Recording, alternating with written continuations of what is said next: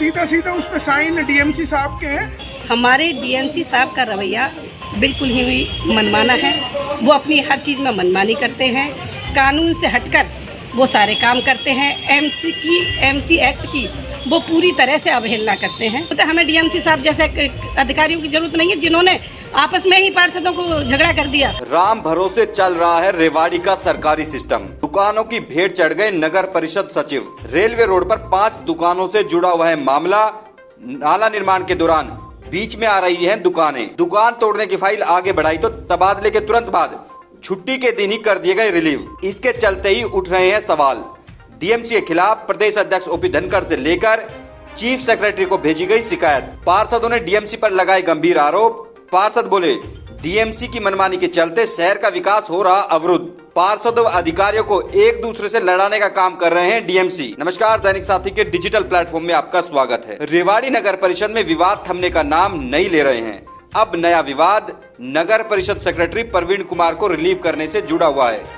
आरोप लगाए जा रहे हैं कि डीएमसी ने निजी मंशा से छुट्टी के दिन सेक्रेटरी प्रवीण कुमार को रिलीव कर दिया, जबकि रिलीव करने का जिम्मा नगर परिषद ईओ का होना चाहिए था। इस पर डीएमसी ने क्या जवाब दिया, ये भी एक बड़ा मसला है। आखिर ईओ की पावर किसके पास है, रिलीव किसको करना है और कब करना है, यह अधिकारी जाने। पार्षद की ओर से जिस तरह से गंभीर आरोप लगाए जा रहे हैं, मसला भी उतना ही गंभीर है। सूत्रों की माने तो आनन फानन में नगर परिषद सचिव प्रवीण कुमार को इसलिए रिलीव कर दिया गया कि रेलवे रोड पर नाला निर्माण में बाधा बन रही 5 दुकानों को तोड़ने की फाइल को आगे बढ़ाया जा रहा था। बताया यह भी जा रहा है कि दुकानों पर जल्द ही बुलडोजर चलना था। इसकी फाइल को तेजी से आगे बढ़ाया जा रहा था। प्रवीण सेक्रेटरी लगातार इसकी मॉनिटरिंग कर रहे थे। हालांकि सोमवार को सचिव की विदाई पार्टी भी हुई, लेकिन जिस तरह से पार्षदों की ओर से डीएमसी को कटघरे में खड़ा करते हुए शिकायत भाजपा प्रदेश अध्यक्ष ओपी धनखड़ व हरियाणा के चीफ सेक्रेटरी को भेजी गई है, मामला बेहद गंभीर हो जाता है। लेकिन जब इसको लेकर डीएमसी से बात तो उन्होंने भी पूरी तरह से नगर परिषद अधिकारियों की कार्यशैली को ही कटघरे में खड़ा कर दिया है। इसको भी हम दिखाएंगे आखिर डीएमसी ने पूरे मसलों पर क्या जवाब दिया और क्या कहा। रेवाड़ी नगर परिषद में हाउस का गठन हुए करीब 1.5 साल बीत चुका है। नगर परिषद चेयरपर्सन का पहली बार सीधे चुनाव होने के चलते लोगों को रेवाड़ी में विकास कार्य की कुछ ज्यादा ही आस थी। चुनाव प्रचार के दौरान मुख्यमंत्री मनोहर लाल खट्टर, केंद्रीय मंत्री राव इंद्रजीत सिंह, तमाम बड़े नेता रेवाड़ी पहुंचे थे। रेवाड़ी को अहिरवाल का लंदन बनाने का दावा भी किया गया। तमाम घोषणा पत्र जारी किए गए, लेकिन 1.5 साल में एक दूसरे पर छींटाकशी के अलावा विकास कार्य आगे नहीं बढ़ पाए। करीब 1 साल तक जमकर चेयरपर्सन व पार्षदों के बीच खींचतान चली। पार्षदों व चेयरपर्सन के बीच सुलह हुई तो अब डीएमसी व नगर परिषद अधिकारियों के बीच 36 का आंकड़ा होने के चलते जनता पिस रही है। जातियों में बटे अधिकारी व पार्षद। नगर परिषद के सूत्रों की माने तो डीएमसी कुछ पार्षदों व नगर परिषद अधिकारियों को साथ लेकर पूरा खेल रच रहे हैं।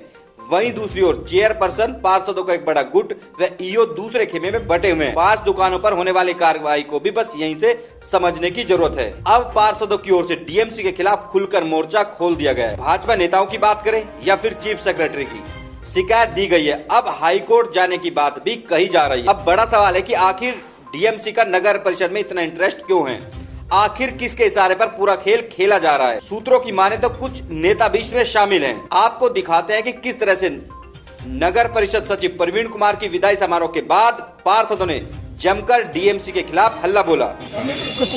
मैम, जो रेलवे रोड पे दुकानों का मामला है, क्या मामला है? देखिए, रेलवे रोड पर जो दुकानें हैं वो रास्ते पर थी और 2009 के अंदर राजेश गर्ग यहाँ जज साहब हुआ करते थे, तो उन्होंने उसमें ऑर्डर कर रखे थे पहले से ही कि भाई पहले उनको सुना जाए, उसके बाद उन दुकानों को तोड़ा जाए। अब उसकी दुकानों की जो रिपोर्ट है वो स्टेटस को 21 तारीख तक के लिए कोर्ट ने 21 तारीख तक स्टेटस के लिए कर दी गई और 21 तारीख के बाद में हमारे यहाँ पर हाउस की मीटिंग है। हाउस की मीटिंग में इस मुद्दे को रखा गया, उसके बाद आगे का प्रोसेस चालू करें। आखिर क्या मतलब ये दुकान जो पहले से नहीं देखा अभी देखा गया, इस काम को देखिए वो नाला बन रहा था और वो नाला बीच में रुक गया उन दुकान के कारण, क्योंकि नाले को इधर उधर घुमाया तो जा नहीं सकता, तो इसलिए नाले के बीच में वो दुकानें अवरोध पैदा कर रही थी। नाले को हम प्रॉपर तरीके से नहीं बना पा रहे थे, इस कारण से उन दुकानों के शहर की जनता को खुद ही समझना पड़ेगा। अतिक्रमण करवाना कोई नगर परिषद का काम नहीं है। ये तो अतिक्रमण करना और हटाना ये हर नागरिक की अपनी जिम्मेदारी होती है कि वो अपनी हद तक रहे। ऐसा थोड़ी है कि अगर हमारे आगे जगह खाली पड़ी है तो हम उसको अपने यूज़ में ले लेंगे। हमें खुद ही इतना समझदार होना चाहिए कि हम अपनी हद में ही अपने सामान को रखें। दुकानदार हैं, 10 फुट की दुकान है, 10 फुट आगे बढ़ा लेते हैं, तो क्यों? तो कानून तोड़ने वाले हमारे शहरवासी ही हैं।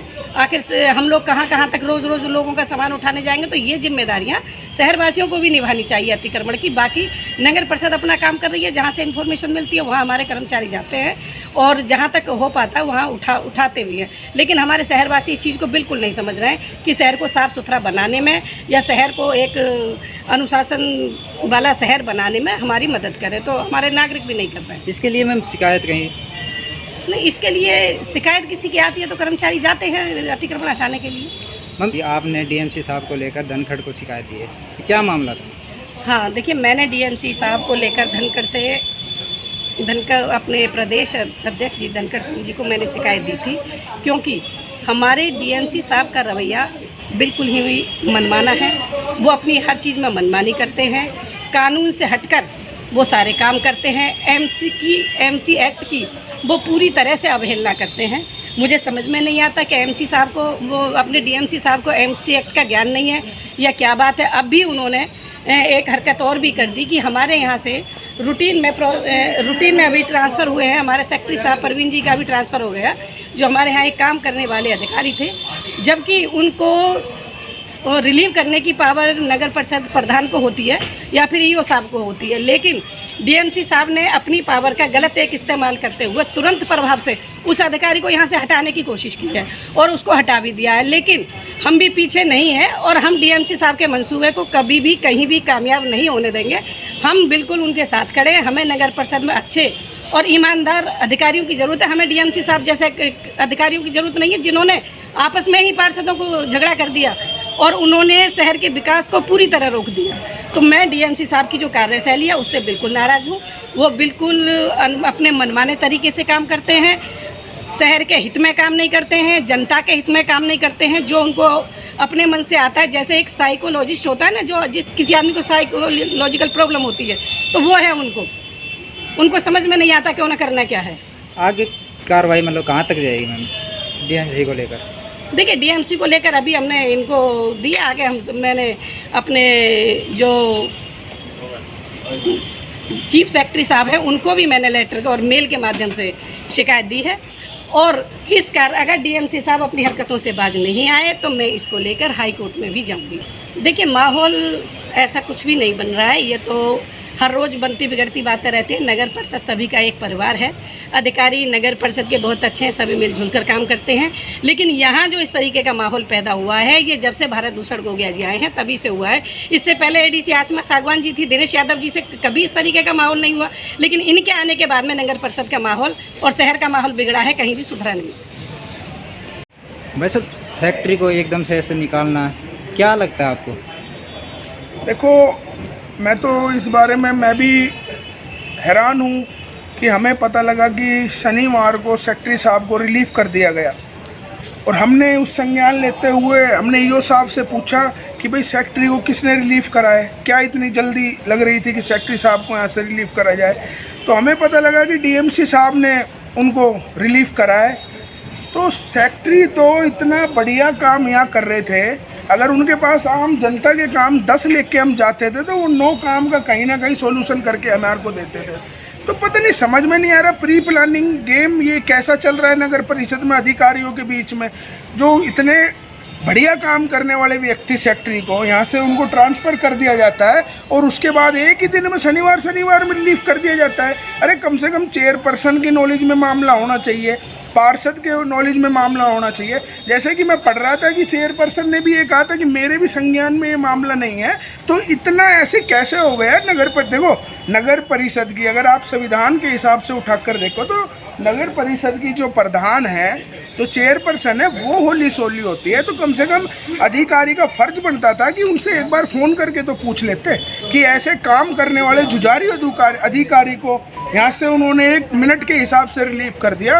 तो देखो, ये कहीं ना कहीं हमारे को कहीं ना कहीं इसके पीछे कोई मंशा नज़र आ रही है और हम सभी पार्षदों में बात हुई और हम कोशिश करेंगे जो यहाँ के बड़े नेता हैं, जो यहाँ का हमारा प्रतिनिधित्व करते हैं, चाहे वो सांसद साहब हों, चाहे एमएलएज हों, चाहे मंत्री हो, हम उनसे रिक्वेस्ट करेंगे कि ऐसे होनहार अधिकारी को, सेक्रेटरी परवीन को यहाँ लाया जाए, उसको एक जातिवाद से ना जोड़ा जाए और वो काम करने वाला व्यक्ति है वो यहाँ रहेगा। तो अब नगर परिषद की डेवलपमेंट सुचारू रूप से शुरू हुई है।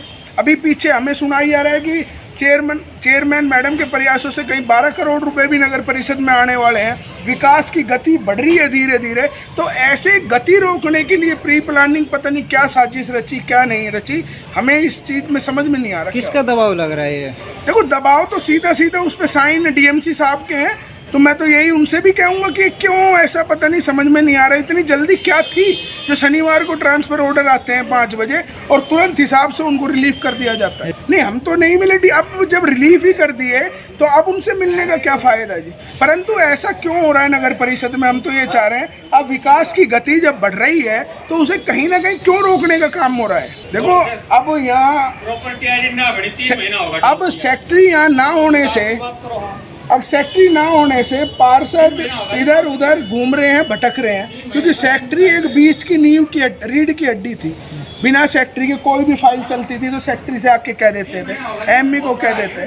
तो इस वजह से मैं तो यही कहना चाहूँगा, हम तो पूरी कोशिश करेंगे कि ऐसा अधिकारी चाहे कोई भी हो, हमारी कोई उनसे रिश्तेदारी नहीं, हमारा कोई भाईचारा नहीं, हम तो जब भी मिले हैं। परंतु काम करने में मैंने आपको बता दिया, 10 काम लेके जाएँ तो 9 काम उसमें करते।